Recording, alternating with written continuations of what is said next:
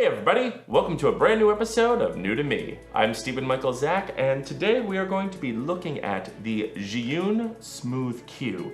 Now, this is the smaller, younger brother of the crane I have been looking at for my GH4, and I'm very, very excited. Now, full disclosure, I was given this and asked to review it. So let's open it up and take a look to see what's under the hood. So inside the box, we have this little mini violin case, which actually holds the Smooth Q. We get this strap, which I will never ever use. And we get the micro USB. Now, you have to, according to the directions, you have to plug this only into your computer. It actually tells you not to plug it into a wall, and I think that's very important for the life of the Smooth Q. Also in the box, I got a quick release plate. For some reason, the company sent me that, and they sent me a cleaning kit. So now we unzip the violin case, and inside we have the Smooth Q. Now this is a very, very nice neoprene case. It's very sturdy. Feels like it would protect the Smooth Q very well. And just putting this in my hands right now, this feels great. It's light. It's about 1 pound or about 450 grams, and it's made of plastic, but it's a very sturdy plastic. Everything feels nice, even the joystick here reacts very well, and just feels really good to the touch, very light. I can definitely see myself walking around with this thing, and my arm's not getting too tired.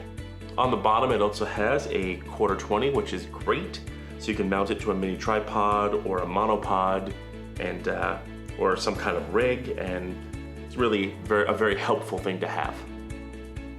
On the controls, you have a joystick, a power record button, a mode button, and a zoom control button. Now, the record button and the zoom in and out button will actually work when you tether your phone from the USB to your cell phone. This will all work under the app and control your camera. You could actually increase the already 12-hour battery life of this gimbal by plugging a power brick into the micro USB charging port. Setup for the Zhiyun is pretty easy. All you have to do is take your cell phone and slide it in, like so. Now I have to say, these grips are very, very tight, which is an A+. I just kind of slide that in, make sure it goes all the way to the end.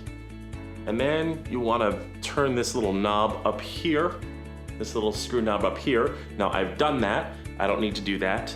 And you just want to get this balance. Now this is very fractional, so you have to be, you have to kind of inch it to get it to balance.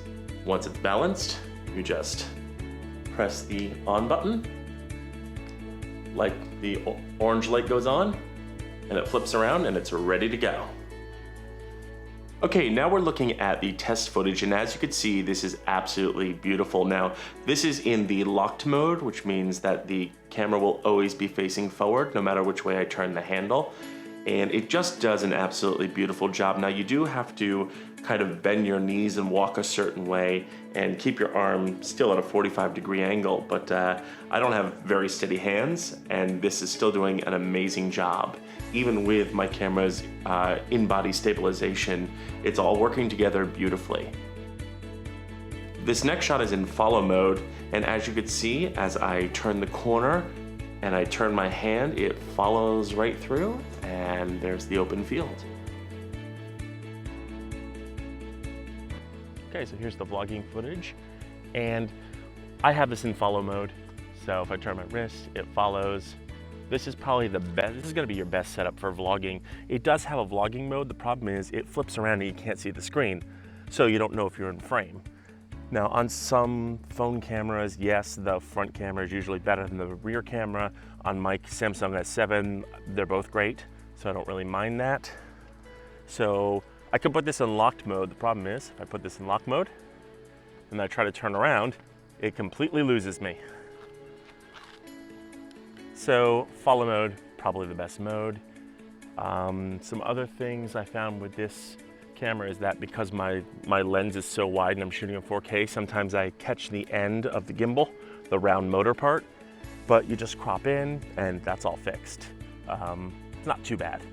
Another thing is that when this thing is off, the way I have my phone adjusted, sometimes the motor will actually hit the base motor, and but it's not too bad. It'll scratch it. That's just because my phone is so big. And with bigger phones, that's gonna happen. So just be careful on that. Other than that, I'm pretty happy with the way this is working. Now, who this is for? This is for vloggers, parents who want to film their kids in plays or sports, anybody who wants to, any beginning filmmakers who can't afford or don't want to spend a lot of money. This gimbal is a great way to kind of break in and get those smooth shots. So yeah, I'm really happy with this thing, and this is going to conclude our test footage.